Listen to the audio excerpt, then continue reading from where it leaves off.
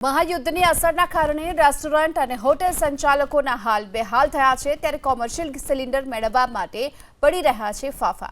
નવસારીનો restaurant ઉદ્યોગ પણ મુશ્કેલીમાં મુકાઈ ચૂક્યો છે અને હવે જો સમયસર કોમર્શિયલ ગેસના સિલિન્ડર નહીં મળે તો રસોડા બંધ થવાની ભીતિ છે। નવસારી શહેરમાં અંદાજે 160 જેટલી મોટી રેસ્ટોરન્ટ અને 500થી વધુ નાની મોટી ખાણીપીણીની લારીઓ આવેલી છે। હજારો લોકો આ વ્યવસાય સાથે સંકળાયેલા છે। યુદ્ધના કારણે ગેસના પુરવઠામાં વિક્ષેપ પડતા વેપારીઓની ચિંતામાં વધારો થયો। ઘણા ખરા હોટલ સંચાલકો પાસે હવે ગેસ પુરવઠો પૂરો થતા ચૂલો ઇન્ડક્શન પર રસોઈ બનાવવા માટે મજબૂર બન્યા। મોટા હોટલ સંચાલકોએ પોતાના કારીગરોને છૂટા કરવાની નોબત આવી। હોટેલ બંધ કરવાની તૈયારી પણ દેખાડી છે। નવસારીના ફૂડ ઉદ્યોગમાં રોજનું લાખો રૂપિયાનું ટર્નઓવર થાય છે અને જો કોમર્શિયલ ગેસનો જથ્થો તાત્કાલિક પૂરો પાડવામાં નહીં આવે તો શ્રમિકોને પણ તેની અસર પડશે।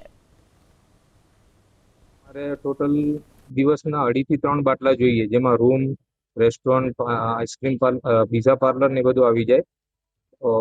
અમારી પાસે લગભગ એક છેલ્લે 10 થી 15 બાટલાનો સ્ટોક હતો। અમે લોકો હર વખત 15 બાટલા સ્ટોક મંગાવી જતા હોઈએ છીએ, પણ પછી લાસ્ટ મુમેન્ટમાં અમને એમ ખબર પડી કે ભાઈ બોટલ તમને મળશે જ નહીં, તો મારી પાસે સ્ટોકમાં હમણાં 5 બાટલા છે। લાસ્ટ 5 બાટલા પતી જશે એટલે અમારે બીજો કોઈ રસ્તો છે નહીં। સબ્જીમાં, જમવામાં અમારે પીરસવાના અંદર થાળી ટાઈપનું બનાવીને આપવું પડશે। તો આજ પરિસ્થિતિ રહેશે તો શું છે કે અમારે ફ્રાય આઈટમ બધી બંધ કરવી પડશે, તો એના હિસાબે હાંડી સબ્જી બનશે અને થાળીથી અમારે ચલાવવું પડશે।